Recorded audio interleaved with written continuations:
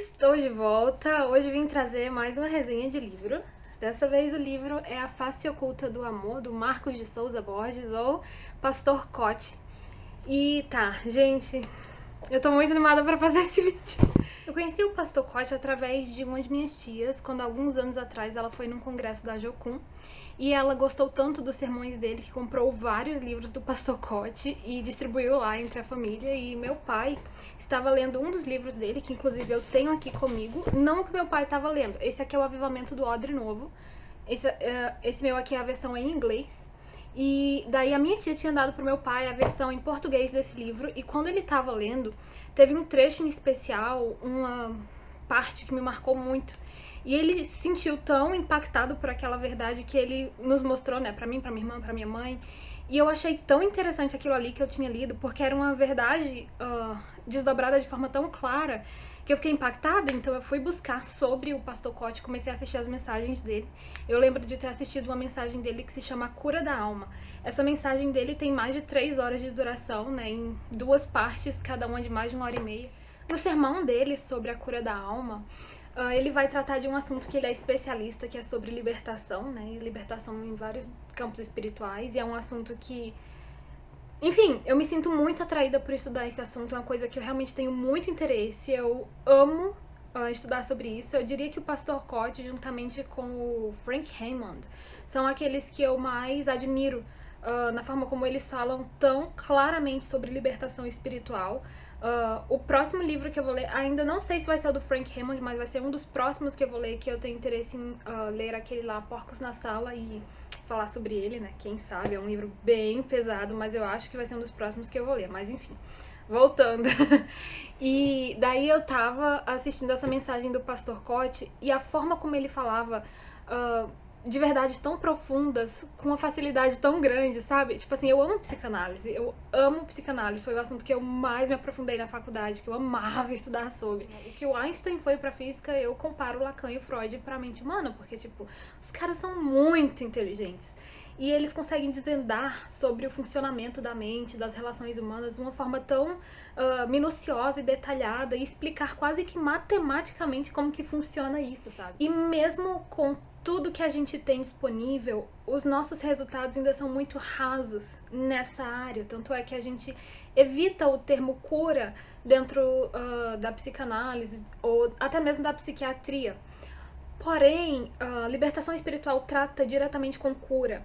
E é por esse motivo que eu acho que a gente consegue ver um resultado muito mais objetivo do que aquele que eu observava e que eu observo na minha prática médica e nos relatos de psicanálise, na prática que eu tive durante a faculdade em contato com isso. Porque, na verdade, quando eu comecei a estudar psicanálise, eu já tinha lido toda a Bíblia e eu comecei a identificar muita coisa que, obviamente, usavam termos diferentes, mas que eram coisas que já estavam ali na Bíblia.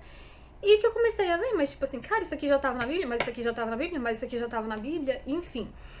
Vou dar um exemplo aqui, eu poderia dar 1000, mas um exemplo. A psicanálise, ela trata com a palavra, né? O objeto de trabalho, de estudo da psicanálise é a palavra. E, obviamente, que a gente vai alcançar alguns resultados quando a gente aplica verdades e leis espirituais. Vou dar um exemplo sobre confissão. A confissão, ela é um princípio bíblico, existe uma lei espiritual acerca dela, que se torna muito mais fácil e leve a gente lidar com uma coisa a partir do momento que existe confissão. E é óbvio que na psicanálise a gente vai lidar com isso, porque a gente vai tratar com a palavra. Então, indiretamente, utilizando de um princípio espiritual, até que de forma não intencional, a psicanálise vai alcançar sim resultados, mas por estar fazendo exatamente aquilo que a Bíblia já nos ensinava muito, muito, muito antes de existir a psicanálise. Foi também com o Pastor Cote que eu aprendi uma coisa que hoje, eu diria que até mais do que a questão de libertação espiritual, eu gosto de estudar sobre leis espirituais e como que elas regem nossa vida. Existem vários versículos na palavra que falam sobre leis que regem o universo. E alguns especificam que são leis da física e leis do espírito. Eu quero dar um exemplo aqui em Salmos 148, vamos do 4 até o 6. Louvai os céus dos céus e as águas que estão sobre os céus, que louvem o nome do Senhor, pois mandou e logo foram criados. E os confirmou para sempre, lhes deu uma lei que não ultrapassarão. Por exemplo, aqui ele fala sobre Deus ter dado uma lei para os astros, para os céus, e como que os céus obedecem a essas leis. Existe também uma série de leis espirituais às quais tudo que existe está submisso. E eu gosto de estudar sobre essas leis porque elas vão explicar e elas vão nos orientar sobre como levar toda a nossa vida e como conduzi-la a alcançar aquilo que a gente deseja. E foi com o Pastor Código que eu aprendi sobre muitas dessas leis. Na verdade, que eu comecei a ter interesse sobre estudá-las. E eu amo estudar através do conselho de pessoas que são cheias do Espírito Santo. Como que a gente sabe que eles são cheios do Espírito Santo? Que o Pastor Código, por exemplo, é cheio do Espírito Santo? É simples. Assistindo a mensagem dele, eu identifico uma clareza e uma objetividade. Me faltam as palavras aqui para o que eu tô querendo dizer, mas tipo assim, é uma inteligência quase que sobre-humana, uma coisa que a mente humana jamais conseguiria alcançar. Verdades desdobradas e mistérios revelados da palavra tão profundos que definitivamente a gente identifica que apenas um homem cheio do Espírito Santo conseguiria alcançar aquele nível de sabedoria. É o que eu percebo, por exemplo, no Luciano Subirá e com certeza o Pastor Cote também. E então eu li esse livro dele aqui. Na verdade, nada do que eu li aqui foi novo pra mim, porque há muitos anos eu acompanho praticamente todas as ministrações do Pastor Cote, mas definitivamente esse livro é um tesouro. Tesouro, eu não tenho outra palavra pra descrever. Eu terminei isso aqui em soluços, tá? Chorando de soluçar quando eu terminei de ler. E vamos lá, vamos falar um pouquinho sobre isso. Ignorando essa capa super feia, que não faz juiz nem um pouquinho pra esse livro, esse livro é sobre desmascarar o espírito de sensualidade. Vocês me viram. Desmascarar o espírito de sensualidade. Que tem vários outros nomes, dependendo da cultura. A gente pode chamar de Afrodite, de Pombagira, de vários nomes. Aqui ele vai explicar, mas assim, vamos chamar de sensualidade. Existem ainda outros termos, às vezes até paixão também para descrever isso aqui. Basicamente, ele vai utilizar de várias histórias bíblicas para nos guiar a conhecer a vontade de Deus para as nossas vidas sentimentais e sobre como a gente vai lidar com os nossos próprios sentimentos. Eu lembro que na minha adolescência o meu pai sempre me falava uma frase que até hoje eu levo comigo, eu não sei se é dele ou se ele já pegou de outra pessoa, mas a frase era a seguinte: pessoas inteligentes aprendem com os próprios erros. Só que as pessoas ainda mais inteligentes, elas aprendem com os erros dos outros. E é ainda melhor se a gente aprender não apenas com os erros das outras pessoas, mas com os erros que a gente encontra relatados nas histórias da Bíblia. Para a partir daquilo ali a gente aprender como que a gente deve se portar em cada uma daquelas situações em que a gente observa os erros, né, dos personagens bíblicos. E é basicamente isso que o Pastor Cote ele faz nesse livro. Ele vai trazer algumas histórias aqui, eu posso dizer assim, Judá e Tamar, Amnon e Tamar. Amnon e Tamar eu acho que foi a que mais me marcou. Desde a primeira vez que eu ouvi falar sobre ela, foi uma que me marcou de forma muito profunda. E Sansão, José, e ele vai traçar vários paralelos sobre esses personagens bíblicos para que a gente entenda como que os sentimentos eles podem definir o destino de uma pessoa. Então vamos lá, né? Eu fiz algumas marcaçõezinhas aqui sobre trechos que eu achei interessante, que eu gostaria de comentar, e eu vou meio que lê-los e comentando ao longo do vídeo. Antes de eu ler, quero só explicar um pouquinho de uma distinção que ele já faz desde o princípio, tá? O amor que a gente traz aqui, a face oculta do amor, é na verdade o amor sensual, tá? Existe o amor real, o amor genuíno, e o amor sensual. Existem outros tipos de amor, né? Tem o amor ágape, tem o amor filos, tem o amor eros, e tem o amor sensual, que não é nenhum desses. Mas, enfim, o amor sensual é o que o mundo tem chamado de amor hoje em dia, mas que não tem nada a ver com o amor que Deus propõe para nós, que é o nosso mandamento. O amor sensual sempre se confunde e se mistura com o ódio e a aversão. O motivo existencial da sensualidade é a ânsia pelo prazer, e não a responsabilidade de fazer a outra pessoa feliz. Enfim, esse trecho aqui, ele basicamente já fala aqui de cara qual que é a face oculta do amor sensual. A face oculta do amor sensual é a aversão. Isso é uma coisa que a psicanálise também explica, mas eu quero explicar 100% à luz da palavra aqui. E para isso a gente pode usar a história de Amnon e Tamar. Eu não vou contar aqui a história porque ela é bem longa, mas basicamente foram dois filhos do rei Davi. Então, já como consequência da poligamia do rei Davi, ele tinha filhos de diferentes mães. E tinha a Tamar, que era filha do rei Davi, e ela tinha um irmão, Amnon, que não era filho da mesma mãe, mas eles eram meio-irmãos. E o Amnon, ele se apaixonou pela Tamar. Olha só isso, gente. Ele se apaixonou pela meia-irmã dele, que é a questão da poligamia e como isso pode gerar traumas emocionais, familiares profundos, que foi a situação do rei Davi, né? Vou resumir aqui: o Amnon estupra a própria irmã. O irmão dela, o Absalão, que é irmão por parte de pai e mãe, para se vingar, mata o Amnon. E com isso ele gera toda uma inimizade com o seu pai. que a partir daí vai suceder uma série de guerras e perseguições e tragédias na família do rei Davi. E essa questão do sentimento que o Amnon tinha pela própria irmã é uma forma muito simples de exemplificar como que esse sentimento, o amor sensual, ele tem duas caras sempre. Sempre ele tem duas caras. No primeiro momento ele vai se apresentar como uma atração fatal. Uma atração fatal. Absolutamente nada no mundo consegue se comparar à sensação que aquele sentimento vai provocar na pessoa que está experimentando ele. E num determinado momento, alguma circunstância pode levar este mesmo sentimento. Não é um sentimento diferente, é o mesmo sentimento, ele só vai manifestar sua outra cara, que é a aversão. É você simplesmente não suportar a presença daquela pessoa, você querer ver aquela pessoa o mais longe possível de você.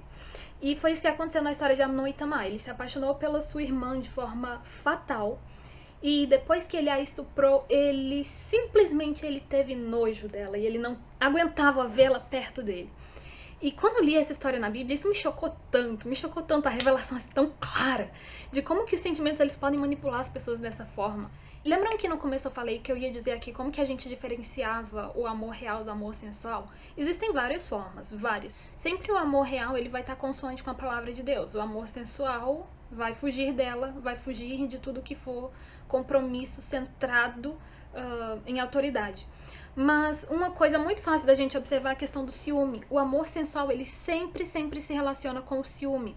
A sensualidade gera um sentimento que se baseia no medo de perder.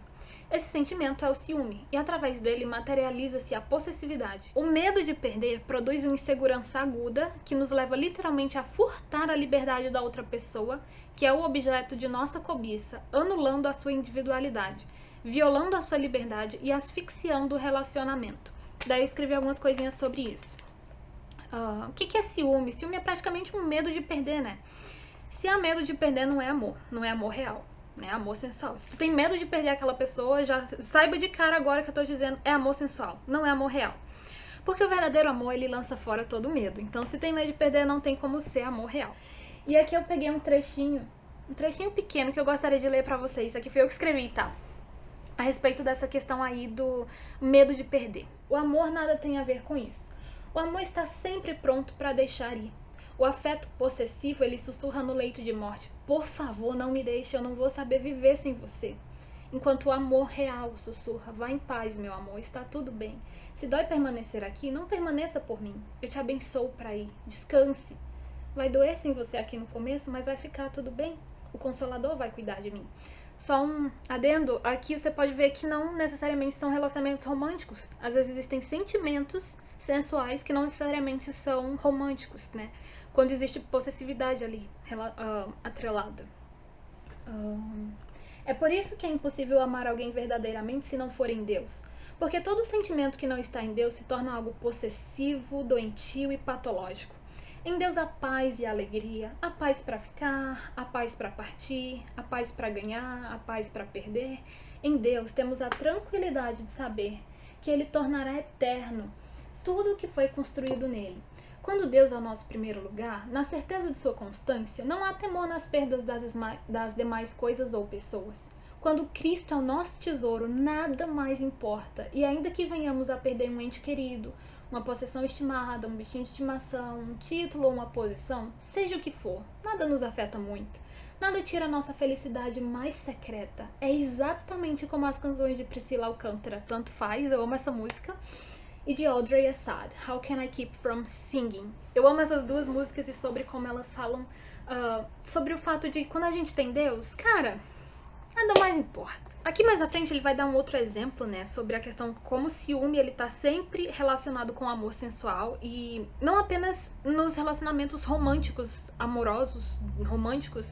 Ele dá um exemplo aqui na questão de Saul e Davi, como também a questão do sentimento que Saul tinha para com Davi era sempre essa gangorra de duas faces. Ele ao mesmo tempo amava e odiava Davi e tudo isso iniciou-se a partir do episódio de um ciúme que brotou por um cântico sensual que foi cantado pelas mulheres de Israel, que ao invés de adorarem a Deus, estavam exaltando a Davi em detrimento de Saul. Então Saul começou a ter ciúmes de Davi, e a partir daí o sentimento que era um amor se tornou um sentimento ambíguo de duas faces. Ele vai dar vários exemplos aqui, enfim, tremendos. Mas vamos lá, vou ler mais um. Se a paixão não é dominada, o relacionamento consequentemente será desenfreado por um estado deprimente de dependência sentimental que induz a imoralidade e violência. A aversão é a outra face do espírito de sensualidade, a ser contemplada por aqueles que se tornaram enlouquecidos pela paixão. Essa é a face oculta do amor. Então eu já vou começar de cara dizendo o que é, né? Então a face oculta do amor é a aversão. Então precisamos entender que os sentimentos, quando eles são sensuais, eles terão essa outra face. E olha só, a paixão, a atração, ela sempre vai ter essa outra face. A gente precisa saber que nenhum sentimento ele é durável eternamente. Isso aqui vai ser dito mais à frente, mas sempre os sentimentos eles mudam, eles são voláteis. Eles são constantemente mutantes. Isso é característica inata de um sentimento humano. Às vezes eu fico observando a quantidade de divórcios que eu tenho visto ultimamente, é uma coisa alarmante, uma coisa que já passou de alarmante, uma coisa absurda, assim. Parece que não existem mais relacionamentos de casamento duráveis. E uma coisa que eu sempre pensei de forma muito clara é: como que as pessoas se casam e assumem compromissos com outras baseadas em sentimentos, sendo que sentimentos eles mudam de forma tão fácil? E isso aqui é uma coisa muito séria. Eu anotei aqui enquanto eu estava lendo o seguinte: a aliança é o motor, o sentimento é só o combustível.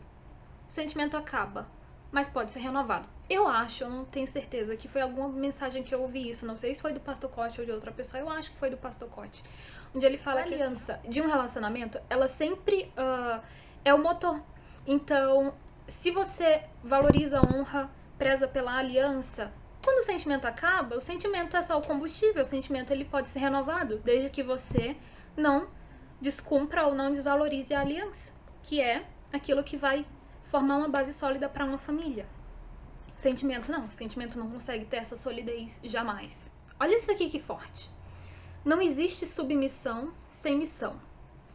E não existe missão sem submissão. O marido precisa estar em contato com a visão de Deus para a sua vida. Caso contrário, ele vai produzir insegurança no coração da sua esposa.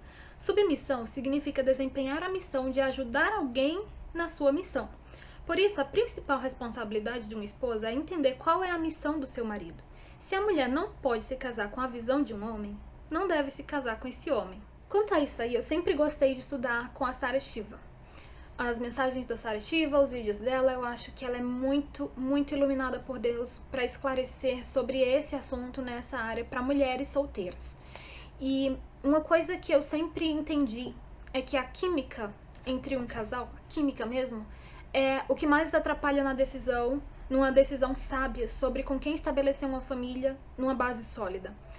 Porque o mundo vai te dizer que você tem que procurar alguém com quem você tenha química.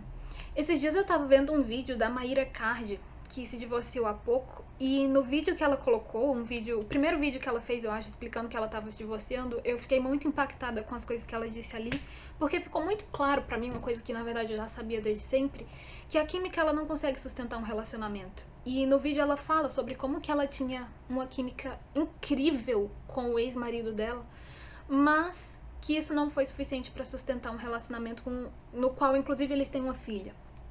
E aquilo me assustou muito de entender, porque, nossa, uma criança que vai crescer com seus pais divorciados, quem sabe se essa família pudesse ter buscado algo além da química antes de gerar uma vida, isso pudesse ser diferente. É uma coisa que a Sarah Shiva ela sempre fala. Busquem nos relacionamentos evitar o contato físico para que isso não atrapalhe a sua decisão de julgar o caráter da pessoa com quem você está se unindo.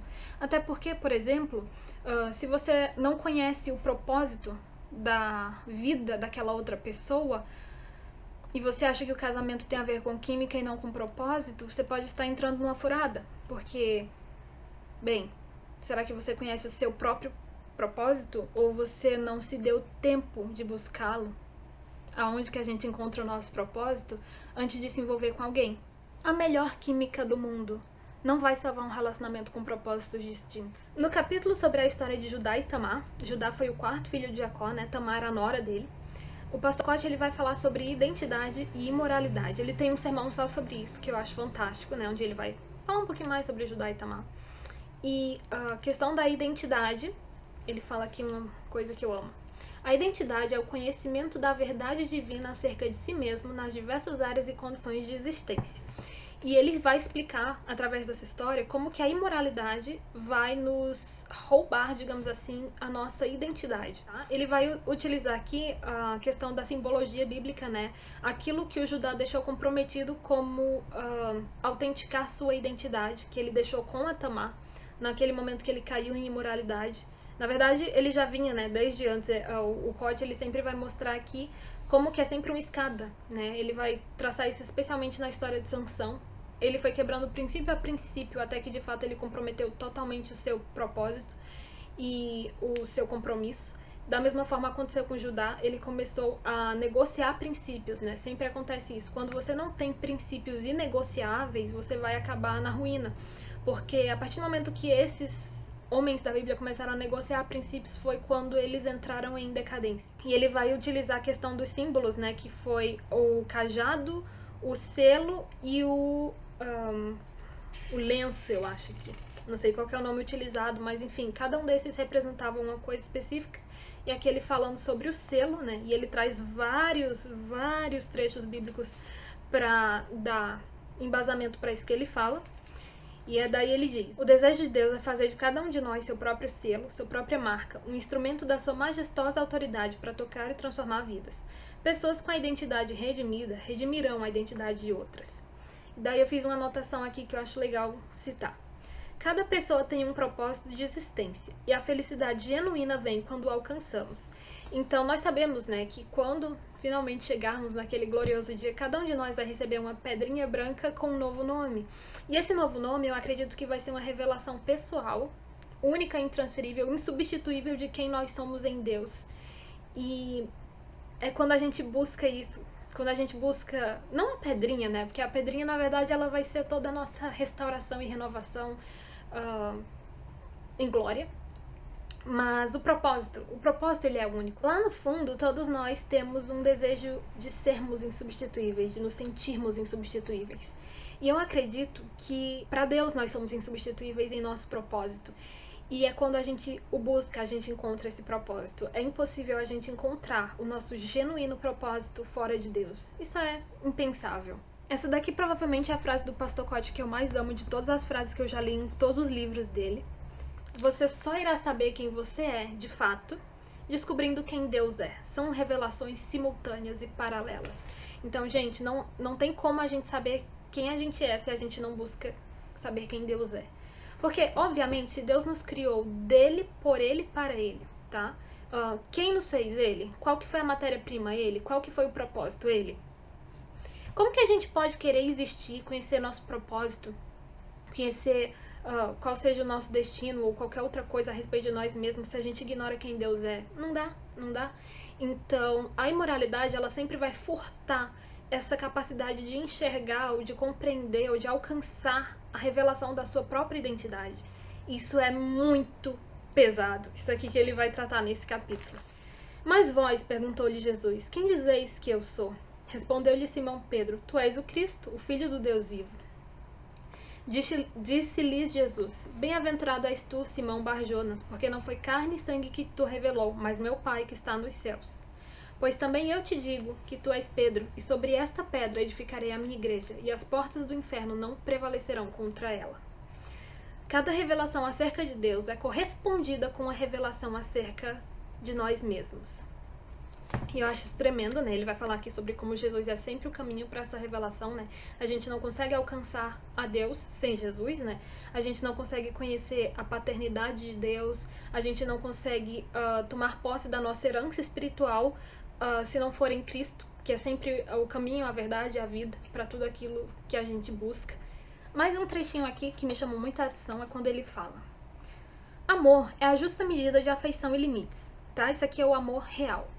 O amor real é a justa medida de afeição e limites. Afeição sem limites é sensualidade. E limites sem afeição é legalismo. Estes limites são definidos através de leis. Amo como o Pastor Koch explica sobre essas leis, as quais, na motivação divina, possuem não caráter negativo, mas protetivo. As leis de Deus, elas não são para nos barrar, para fazer a vida chata, pelo contrário, elas são para nos proteger de nós mesmos. A sensualidade é definitivamente concebida como pecado quando um sentimento se torna um ídolo. Ídolo é tudo aquilo que ocupa o lugar que só Deus pode ocupar nas nossas vidas. Isso aqui eu posso até falar por experiência pessoal, né? Todo sentimento que a gente eleva à posição de idolatria, tipo, você coloca aquilo como prioridade na sua vida, aquilo ali é totalmente sensual, é totalmente um ídolo. E isso daí é mais destrutivo do que qualquer outra coisa que você possa vivenciar na sua vida. Eu anotei alguma coisinha aqui. Sua vida inteira pode ser descompensada se você não aprender a distinguir amor de sensualidade. Isso aqui é sério, gente. Porque quando a pessoa tá apaixonada, no sentimento, ela não consegue identificar com clareza se aquilo que ela tá sentindo é um real amor ou se aquilo ali é uma sensualidade, né? Um amor sensual, digamos assim. Então, na minha vida, eu consegui superar esse sentimento que eu havia idolatrado quando eu entendi uma coisa. O meu coração é enganoso. Quando eu li Jeremias 17:9, enganoso é o coração mais do que todas as coisas e perverso quem o conhecerá, eu entendi que eu não podia confiar no meu coração. Todos os filmes que eu já assisti na minha vida, principalmente filmes românticos, todos os livros que eu já li de ficção, todas as músicas mundanas que eu já ouvi, elas só diziam uma coisa: siga o seu coração. Siga o seu coração. Siga o seu coração. Cara, não façam isso, gente. Não sigam o coração de vocês. Por amor de vocês mesmos, não façam isso. Não sigam. Sigam a Bíblia. Olha só que coisa muito mais maravilhosa do que o nosso coração pra gente seguir, né? Idolatrar os nossos sentimentos nos leva ao terrível engano de fazer da nossa vontade a voz de Deus. Isso é muito real.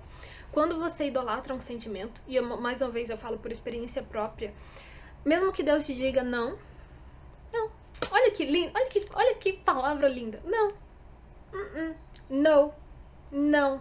Você continua buscando uma forma de torcer aquilo que Deus falou para encaixar na sua vontade.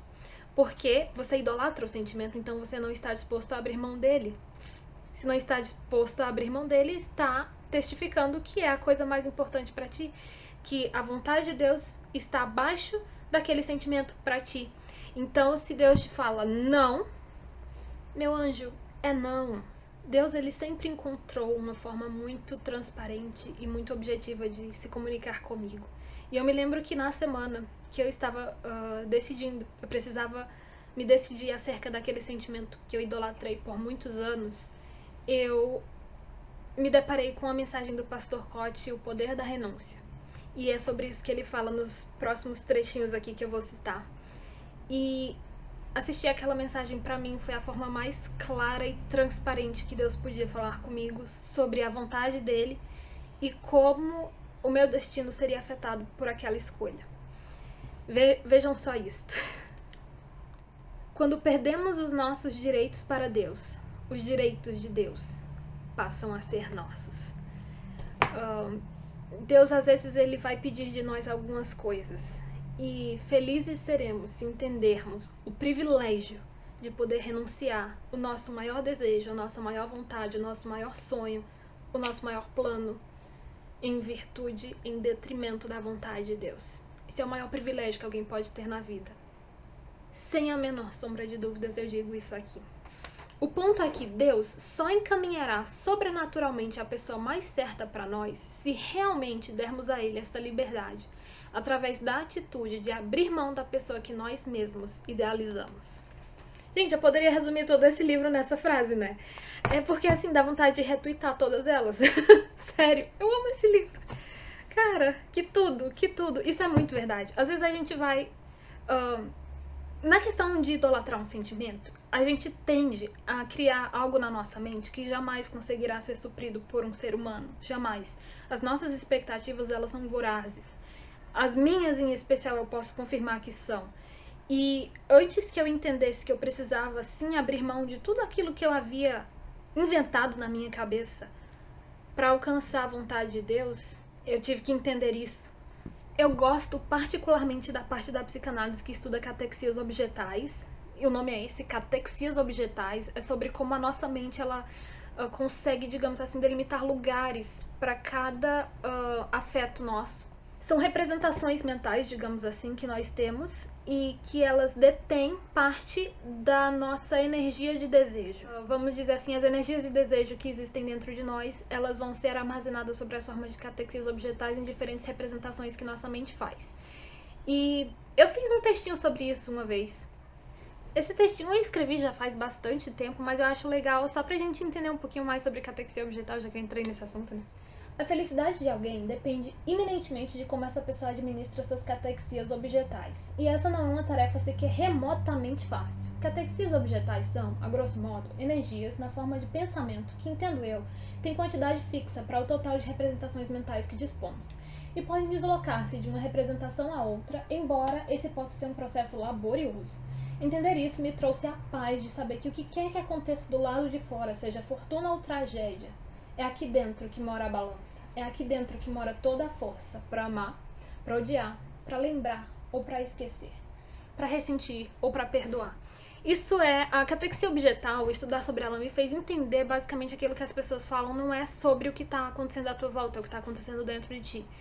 E quando eu idolatrei um sentimento, eu costumava pensar que seria impossível alguma vez na minha vida me deparar com algo que pudesse me levar para um estado de êxtase tão grande quanto o que eu experimentava por causa daquele sentimento. Não é verdade.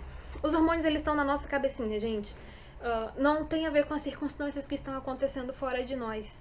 Tem a ver com a forma como nós vamos lidar, enfrentar, encarar aquilo que está diante de nós.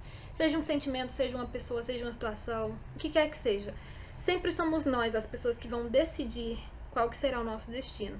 Daí no finalzinho ele vai trazer aqui um paralelo da história de Sansão e José. Eu achei fantástico esse paralelo.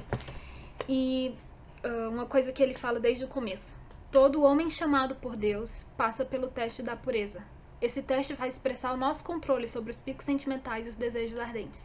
Ele fala basicamente nesse capítulo que Sansão e José ambos tinham chamados de Deus para grandes ministérios, propósitos de libertação do povo dele e, enfim, homens que seriam elevados a posições de grande autoridade, mas que o destino deles foi totalmente comprometido pela forma como eles enfrentaram o teste da sensualidade. Enquanto Sansão, embora sim o propósito de Deus tenha se cumprido na vida dele, né, do voto dele de Nazireu, a escolha dele determinou que ele tivesse um fim trágico e humilhante. Enquanto que José foi o exato oposto, e se a gente for observar os caminhos, a gente vai perceber que foi exatamente a forma como ele reagiu à tentação da sensualidade que determinou o destino dele. Olhem essa frase aqui, cara. Sansão quis tanto agradar os seus olhos que acabou ficando sem eles. Eu acho que isso aqui não precisa de comentários. Vamos para a próxima. Ele fala aqui sobre, como eu expliquei, ele foi descendo a escadinha da decadência, né? Ele começou negociando princípios, em seguida ele desprezou a mais forte proteção espiritual que possuía, o conselho de seus pais. Esse livro está recheado de exemplos sobre como o conselho dos nossos pais, eles são praticamente a voz de autoridade de Deus em nossas vidas, o conselho de nossos pais e de nossos líderes e autoridades espirituais, quando a gente está em dúvida sobre a questão sentimental. Então, quando você percebe que existe algum sentimento brotando por alguém, a minha sugestão pessoal é que sempre converse sobre isso com os teus pais e com os teus líderes espirituais, que eles vão te aconselhar de forma sábia. Na grande maioria das vezes eles querem o teu bem e com certeza ouvi-los é uma atitude sábia. Antes de ser vencido pelos filisteus, Sansão foi vencido pelos seus sentimentos. Isso aqui é muito nítido, cara. Não havia um homem na face da terra capaz de derrotar Sansão. Ele matou 1000 homens em uma noite. Então, tipo assim, o cara era muito forte. E os inimigos dele estavam aterrorizados porque nada o parava. Então, eles perceberam que existe encantamento que vale contra a tenda de Jacó, que é o encantamento da sensualidade. Esse é basicamente o conselho de Balaão. Ele vai falar aqui sobre o esquema de Isabel, conselho de Balaão e várias histórias bíblicas que, quando a gente começa a desvendar, a gente entende que se baseiam em sensualidade. Para encerrar, o pastor Cote, ele fala que existe algo muito pior do que a morte, que é uma vida sem propósito, e que a imoralidade e a sensualidade ela faz com que as pessoas vivam vidas sem propósito, que sim, de fato é pior do que a morte. Antes de buscar se envolver com qualquer pessoa, descubra qual que é o seu propósito. Como que você pode saber se a outra pessoa tem um propósito idêntico ao seu, se você não conhece o seu próprio propósito? E como você vai conhecer o seu propósito se você não buscou em Deus, né? Gente, na dúvida, não siga seu coração. Siga a Bíblia. Eu garanto pra vocês que o destino de vocês vai ser melhor do que o de todo mundo. Ah, mas todo mundo fala que eu tenho que seguir o meu coração. Cara, olha como que tá sendo a vida de todo mundo e o desfecho de todo mundo. Sério que tu quer fazer o que todo mundo faz? Eu tenho um conselho melhor. Não siga o seu coração. Siga a palavra de Deus, sempre. Tava lendo ela esses dias, a minha Bíblia, e ela é do Tozer. E ela tem comentários dos livros do Tozer. Esse aqui é do livro The Pursuit of God. E eu quero ler esse comentário. Eu não vou saber dizer em qual parte da Bíblia tá, porque eu não anotei. Eu só tirei a foto e aí eu vou ler pra vocês. Não precisamos temer que ao buscar a Deus somente limitaremos nossas vidas ou restringiremos os movimentos de nossos corações em expansão. O oposto é verdade. Podemos fazer de Deus o nosso tudo de um modo concentrado, com muitos se sacrificando por Ele. O autor do fantástico e antigo clássico inglês The Cloud of Unknowing nos ensina como fazer isso. Levanta o teu coração a Deus com um manso estímulo de amor e faz isso a ti mesmo e não aos teus bens. E além disso, não te permitas pensar em nada, exceto no próprio Deus, de modo que nada opere sobre a tua inteligência ou a tua vontade, senão o próprio Deus. Esta é a obra da alma que mais agrada a Deus. Novamente, ele recomenda que na oração pratiquemos o despir-nos de tudo, até mesmo da nossa teologia, pois é suficiente uma intenção nua e pura com relação a Deus, sem nenhuma outra causa que não Ele mesmo. No entanto, por trás de todo esse modo de pensar está a ampla fundação da verdade do Novo Testamento, pois ele explica que, com Ele mesmo, ele se refere a Deus que te criou e te comprou, e que graciosamente te chamou lá no teu nível. E ele é a favor da simplicidade.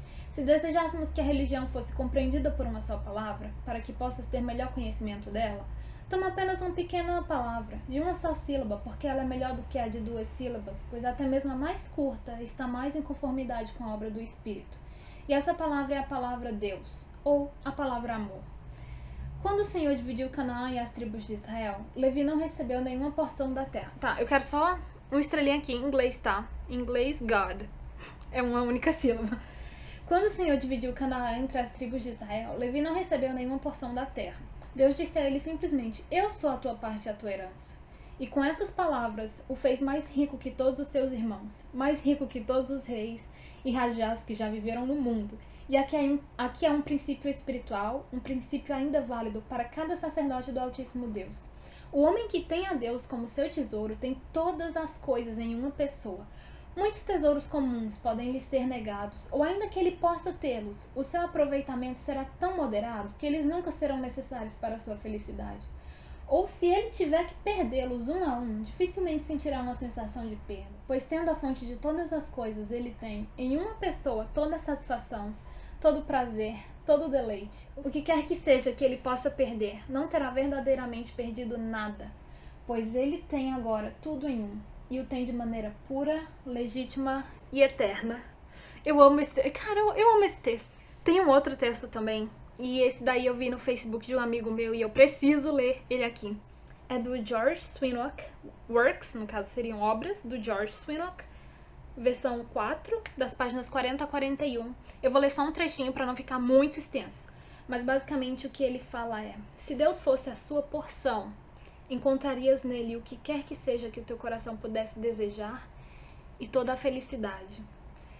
Daí mais abaixo ele vai dizer: ele é prata, ouro, honra, deleite, alimento, mantimento, casa, terra, paz, sabedoria, poder, beleza, pai, mãe, mulher, marido, misericórdia, amor, graça, glória, infinitamente mais do que todos estes. Gente, esse é Deus. Esse é Deus para quem o busca diligentemente. Ele vai te saciar com a verdadeira saciedade, que tu não vai precisar de um sentimento louco, maluco, sem limites, exagerado, patos insano, cocaína, dopamina, heroína, porque o amor sensual no seu auge, ele se compara com o uso de uma droga psicoativa muito louca, um LSD, uma cocaína, uma coisa do tipo. porque a pessoa ela vai experimentar um pico de todos os hormônios do prazer, né? A serotonina, a ocitocina, a dopamina, tudo lá em cima. Então, assim, a questão é apenas a gente se perguntar: por quanto tempo será possível manter todos esses hormônios no seu pico? A tendência é que depois, quando eles decaiam, você precise de cada vez um estímulo mais intenso para conseguir levá-los ao mesmo patamar novamente. Então, você pode, depois de um tempo, simplesmente achar que você abusou daquela pessoa, aquela mesma experiência com a pessoa não vai conseguir te levar mais naquele nível de prazer que você sentiu na primeira vez, na segunda vez, no começo. Para começar a encerrar esse vídeo, eu quero deixar um trechinho da palavra que está lá em Mateus 6, do 31 ao 34. Não andeis, pois, inquietos, dizendo que comeremos, ou que beberemos, ou com que nos vestiremos, porque todas essas coisas os gentios procuram. De certo, vosso Pai Celestial bem sabe que necessitais de todas essas coisas. Mas buscai primeiro o reino de Deus e a sua justiça, e todas essas coisas vos serão acrescentadas. Não vos inquieteis, pois, pelo dia de amanhã, porque o dia de amanhã cuidará de si mesmo. Basta cada dia o seu mal. Eu amo esse versículo, né? Sobre como, quando o nosso coração ele está no lugar certo, as coisas de Deus elas nos alcançarão. A gente não precisa ficar preocupado com nada disso. Ele fará com que chegue até nós tudo o que estiver determinado de acordo com seu propósito e nossa submissão a ele. Para encerrar o vídeo, eu quero falar o trecho que mais me impactou em toda essa leitura, que está lá no capítulo sobre a doutrina de Balaão. E ele vai dizer o seguinte, ele vai exemplificar como Balaão, ele estava insistindo com Deus sobre amaldiçoar o povo de Israel, né? Que foi aquele encantamento da sensualidade que teve validade contra a tenda de Jacó.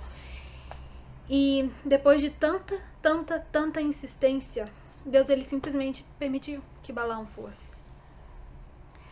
Olha só, ele nos fala aqui que existe um trecho em Ezequiel 14, versículo 4, que diz: Assim diz o Senhor Jeová, qualquer homem da casa de Israel que levantar os seus ídolos no seu coração e puser o tropeço da sua maldade diante da sua face e vier no profeta, eu, o Senhor, vindo ele, lhe responderei conforme a multidão dos seus ídolos. Cara, isso acabou comigo. Entender que, às vezes, quando a gente idolatra um sentimento ou qualquer outra coisa de tal forma que a gente coloque aquilo acima da vontade de Deus, então a gente pergunta a Deus, Deus, isso está de acordo com a tua vontade? E ele nos responde, não. E ainda assim a gente segue insistindo naquilo, possa acontecer que tragicamente chegue a um ponto em que Deus ele vai simplesmente nos conceder aquilo que a gente tanto deseja. E eu imagino que nada poderia ser pior do que isso. Nada poderia ser pior do que Deus simplesmente dar pra gente, conforme a multidão dos nossos ídolos, de tudo aquilo que a gente permitiu que tomasse o lugar dele em nossa vida.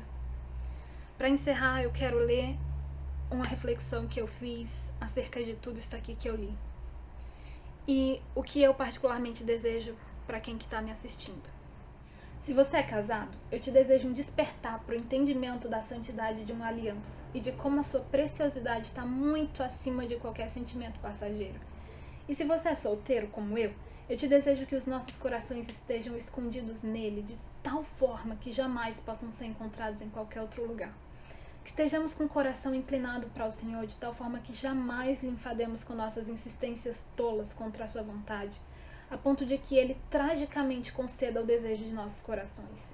Que sejamos tão sensíveis à sua voz e que estejamos em tamanha sintonia com o seu coração, de tal forma que possamos amar o que ele ama e odiar o que ele odeia.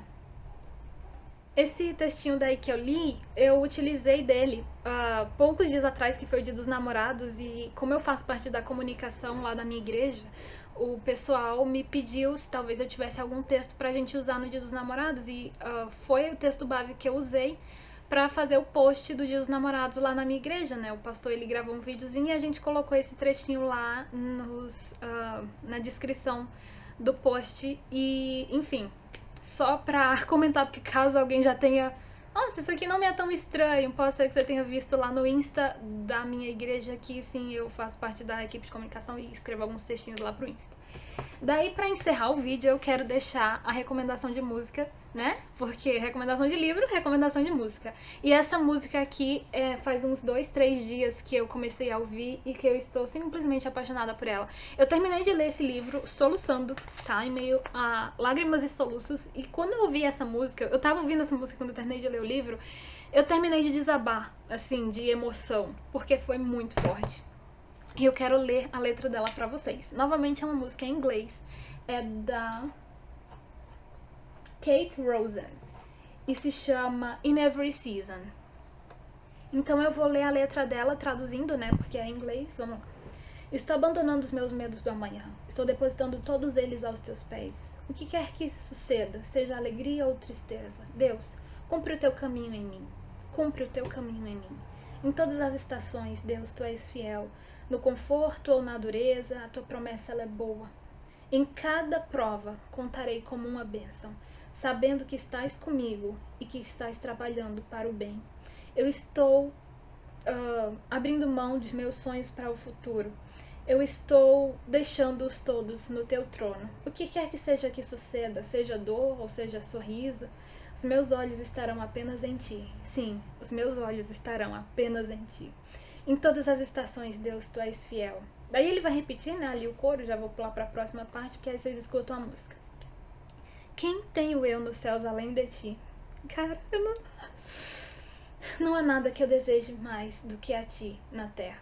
Não há nada na terra que eu deseje mais do que a ti. Deus, tu és minha porção. Lembra do textinho lá que eu falei? Do Swinnock?